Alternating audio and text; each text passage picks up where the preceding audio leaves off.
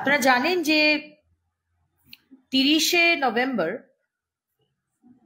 তৃণমূল কংগ্রেসের সম্মানীয় সাংসদ এবং মুখ্য সচেতক কল্যাণ বন্দ্যোপাধ্যায় উনি একটি অত্যন্ত কি বলবো আপত্তিকর স্টেটমেন্ট করেছেন। উনি একটি মঞ্চ থেকে বলেছেন যে সংখ্যালঘু সম্প্রদায়ের মানুষ, স্পেসিফিক্যালি মুসলমান ভাই বোনেরা, ভাইরা যারা নামাজ পড়বেন, যারা যেখানেই নামাজ পড়বেন সেই জায়গাটাই ওয়াকাফের আন্ডারে চলে আসা সেই স্বাধীনতা আছে। এবং তারপরেই আমরা দেখলাম তৃণমূল কংগ্রেসের সম্মানীয় মন্ত্রী সিদ্দিকুল্লাহ চৌধুরী মহাশয় বললেন যে সারা দক্ষিণ কলকাতার প্রায় সমস্ত দক্ষিণ কলকাতার জমি নাকি ওনাদের ছিল ওয়াকাফ বোর্ডের আন্ডারে। সংখ্যালঘু সম্প্রদায় থেকে কেউ কেউ আবার এটাও বলতে শুনলাম যে রাজভবনও নাকি ওয়াকাফ বোর্ডের আন্ডারেই ছিল। তো আমাদের আশঙ্কা, পশ্চিমবঙ্গের হিন্দুদের, আমার মতো হিন্দুদের, আমাদের আশঙ্কা হচ্ছে যে আগামী দিনে মুখ্যমন্ত্রী মমতা বন্দ্যোপাধ্যায় এবং তার সরকারের আন্ডারে কালীঘাটের মন্দিরও যে ওয়াকাফ প্রপার্টির আন্ডারে, সেটাও বোধহয় তারা দাবি করতে পারেন। এবং আমরা অবাক হয়ে গেলাম যে এইরকম স্টেটমেন্ট দেওয়ার পরেও,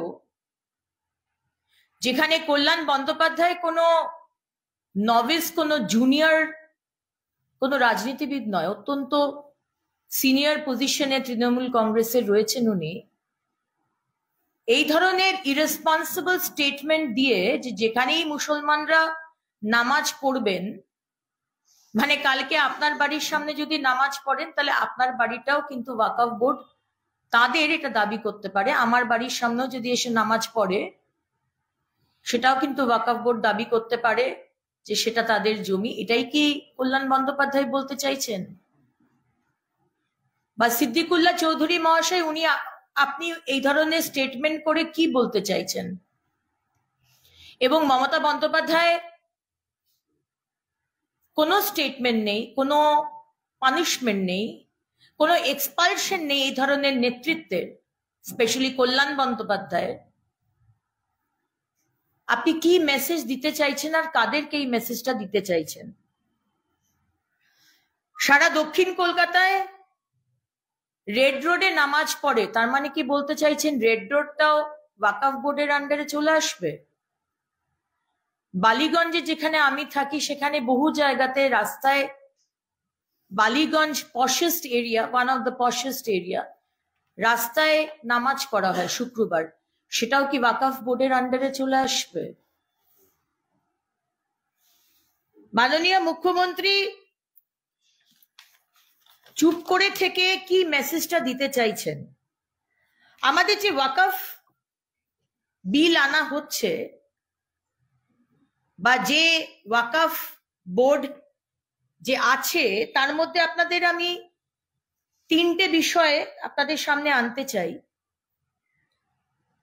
ওয়াকফ ধারাতে 3 নম্বর ধারায় এখানে বলা হচ্ছে যে আগেকার, এখন অ্যামেন্ডমেন্টটা নয়, আগেকার, সেখানে বলা হচ্ছে যে যদি ওয়াকফ বোর্ড মনে করে যে আপনার বাড়ির সামনে জমিটা ওয়াকফ বোর্ডের, তাহলে কিন্তু তারা সেই জমিটা নিয়ে নিতে পারে। এটা 3 নম্বর ধারা, এটা বলা হচ্ছে। এবং এখানে বলা হচ্ছে যে এখানে কোনো প্রমাণের দরকার নেই। ওয়াকফ বোর্ড যদি চিন্তা করে নেয় যে এই জমিটা ওয়াকফ বোর্ডের ছিল, ওয়াকফ বোর্ডের আন্ডারে থাকার কথা, তাহলে প্রমাণের দরকার নেই, ওয়াকফ বোর্ড সেটা নিয়ে নেবে। এই রকম নিয়ম থাকার পরেও এই রকম বিলের রেজলিউশন আনা হচ্ছে এই বিলের এগেনস্টে, অ্যামেন্ডমেন্ট যে করা হচ্ছে, আমাদের কেন্দ্র সরকার মাননীয় প্রধানমন্ত্রী যে অ্যামেন্ডমেন্ট আনছেন তার প্রতিবাদ করে রেজলিউশন আনছেন বিধানসভায়। মানে উনি চান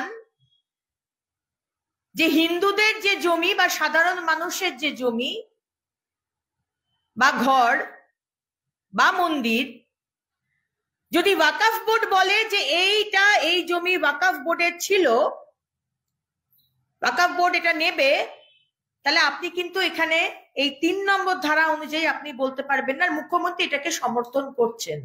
এই কারণেই বলছি সমর্থন করছেন, কারণ অ্যামেন্ডমেন্ট যেটা আনছেন মাননীয় প্রধানমন্ত্রী, তার বিরোধিতা করে উনি প্রস্তাব আনছেন বিধানসভায়।